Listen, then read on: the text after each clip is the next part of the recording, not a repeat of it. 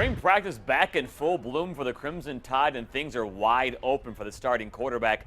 Cooper Bateman, David Cornwell, Blake Barnett, all three. But this is nothing new.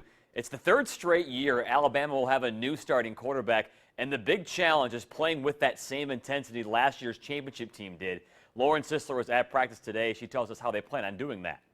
70 days have passed since Alabama claimed its 16th national football championship. But that was then and this is now. Nick Saban has moved on, and he wants the team to do the same as they focus on building a new identity that isn't clinging on to last year's championship. You have to put it behind you for the most part, just because you have to focus on the next season and getting better. If you just sit and think about last year all the time, you're not going to get better. A lot of new faces, but plenty of veterans like O.J. Howard who have waited their turn and know what it takes to be a champion, even in the offseason. The biggest thing about spring, I just go in trying to have really good technique.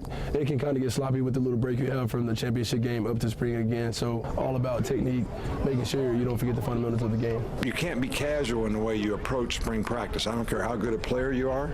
I don't care what you've done in the past. I don't care how many games we've won. It doesn't really matter. All right, there's a standard that we need to do it to, and everybody needs to buy into that standard, because spring practice is it's like a project, man. It's like building a house. In talking to the players, it's very apparent they're bought into Nick Saban's philosophies. Work is never done because the process never ends. In Tuscaloosa, Lauren Sisler, CBS 42 Sports.